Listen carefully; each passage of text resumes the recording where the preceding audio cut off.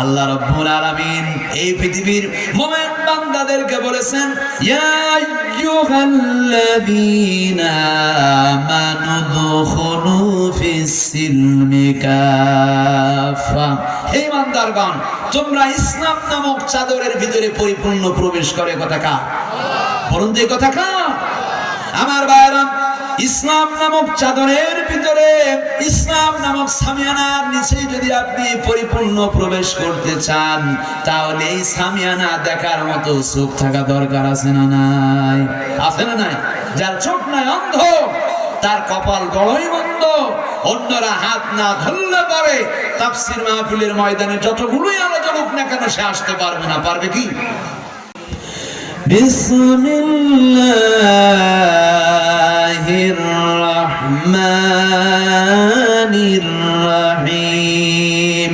বিতাড়িত অভিশপ্ত শয়তান হতে আল্লাহ সুবহানাহু ওয়া তাআলার কাছে পানা চাই।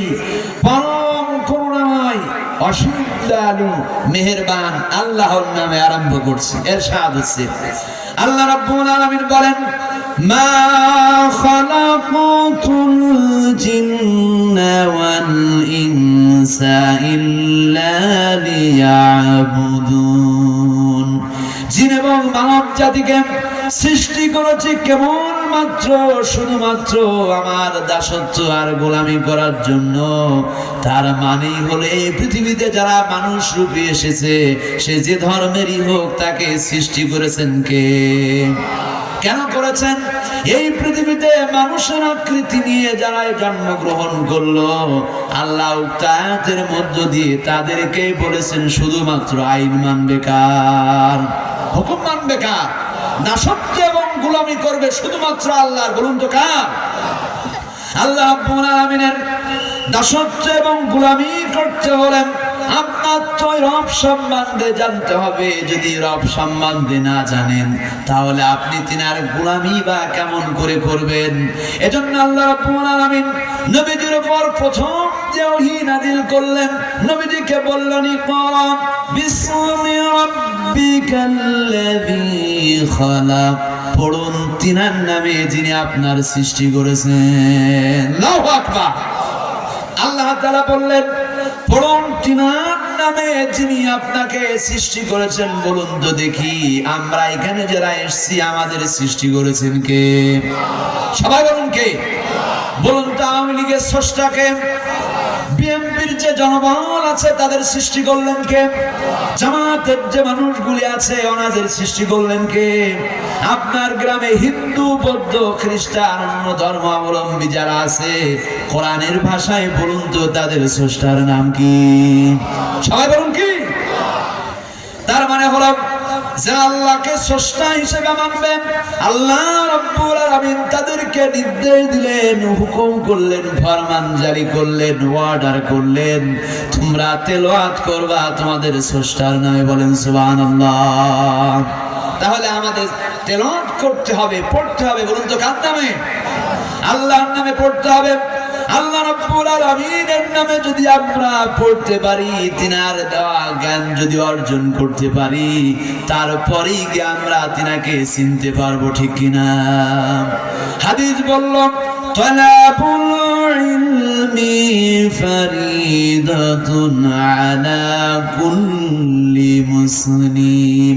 দ্বীনের অর্জন করা, দ্বীনের জ্ঞান অর্জন করা প্রতিটি মুসলমানের জন্য ফরজিয়াত করা হয়েছে।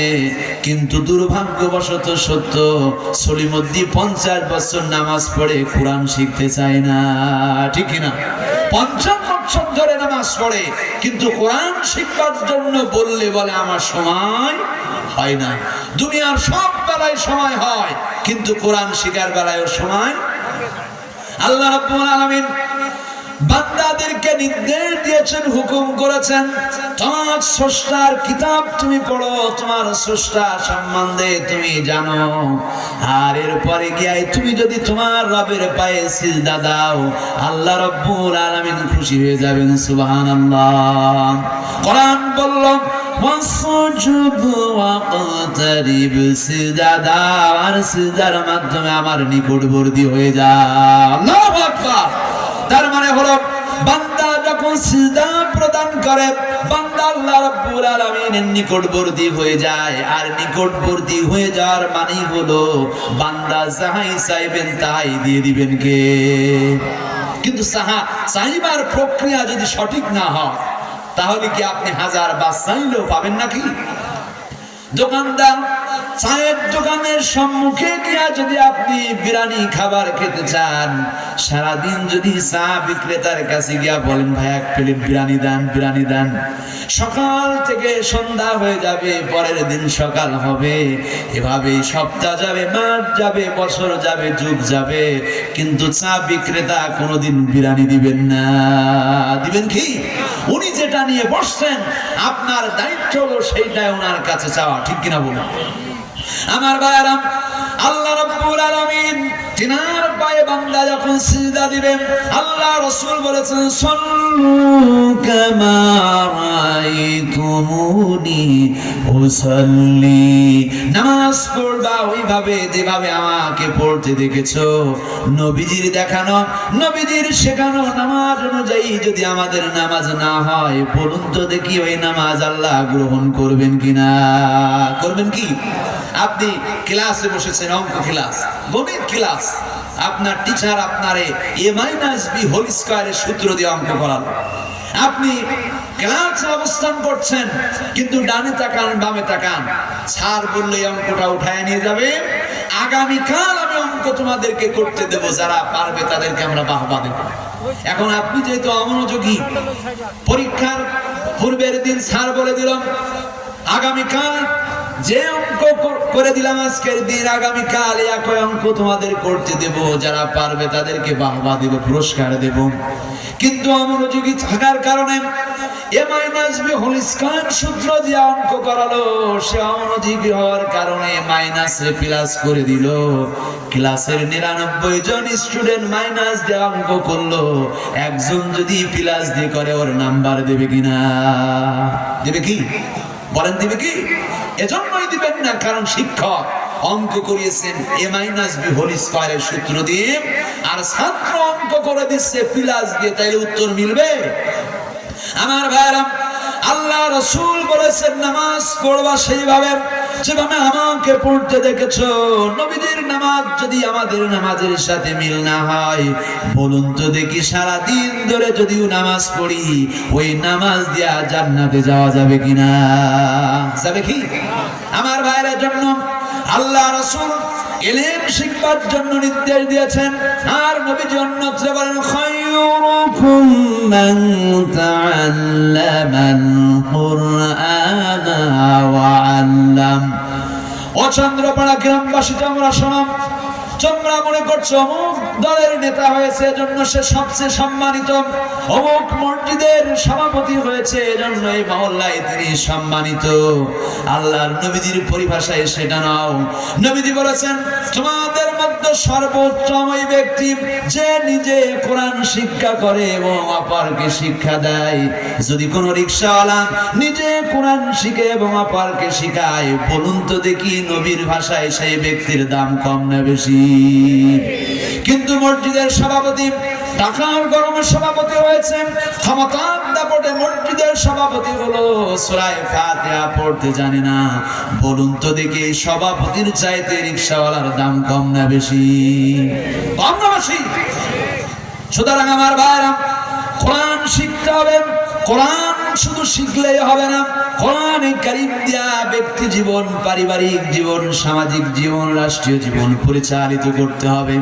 যদি আমরা এই কোরআন দিয়া ব্যক্তি জীবন পরিচালনা করতে পারি, পরিচালিত করতে পারি, কোরআন যে নির্দেশনা দেয় ওই ব্যক্তি কোনোদিন অপরাধ করতে পারে না।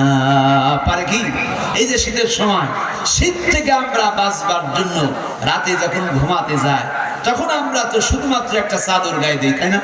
কি গায়ে দিই? কম্বল গায়ে দেই, অথবা লেপ আমাদের শরীরের উপরে আমরা রেখে দেই। শরীরের সম্পূর্ণ অঙ্গ প্রত্যঙ্গ গুলি আমরা কম্বলের ভিতরে বা লেপের ভিতরে প্রবেশ করে দেই, যাতে করে ঠান্ডা আমাকে আক্রমণ না করে, আমার যাতে ঠান্ডা জনিত কোনো রোগ না হয়ে যায়। ঠিক কিনা বলুন? রোগ থেকে বাঁচার জন্য, ঠান্ডার উপদ্রব থেকে বাঁচার জন্য আমরা কম্বলের ভিতরে পরিপূর্ণ প্রবেশ করি, ঠিক কিনা? আমার ভাইরা, শীত থেকে বাঁচবার জন্য পরিপূর্ণ কম্বল বা লেপের মধ্যে যদি আমরা প্রবেশ করি, শরীরটা যেমন গরম হয়, শীত থেকে পরিত্রাণ পাওয়া যায়। আল্লাহ রাব্বুল আলামিন এই পৃথিবীর মুমিন বান্দাদেরকে বলেছেন, ইয়া আইয়ুহাল্লাযীনা আমানু দুখুলু ফিস-সিলমি কাফা। হে ইমানদারগণ, তোমরা ইসলাম নামক চাদরের ভিতরে পরিপূর্ণ প্রবেশ করে। কথা কার? বলুন তো এই কথা কার? আমার ভাইরা, ইসলাম নামক চাদরের ভিতরে, ইসলাম নামক সামিয়ানার নিচে যদি আপনি পরিপূর্ণ প্রবেশ করতে চান, তাহলে এই সামিয়ানা দেখার মতো চোখ থাকা দরকার আছে না নাই? আছে না নাই? যার চোখ নাই, অন্ধ, তার কপাল বড়ই মন্দ। অন্যরা হাত না ধরলে পারে তাফসীর মাহফিলের ময়দানে যতগুলোই আলোচনা হোক না কেন সে আসতে পারবে না। পারবে কি?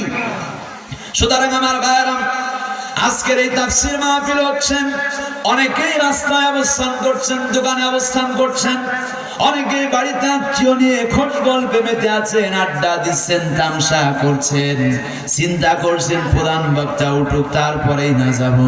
আমার ভাইরা, তোমরা বাড়িতে আসো, আর যারা তাফসীর মাহফিলে আছেন, এখন সময়ের হিসাব যদি আল্লাহ রাব্বুল আলামিন আগামী কাল নেন, বলুন তো দেখি আল্লাহর পরিভাষায় শ্রেষ্ঠ কারা? শ্রেষ্ঠ কারা?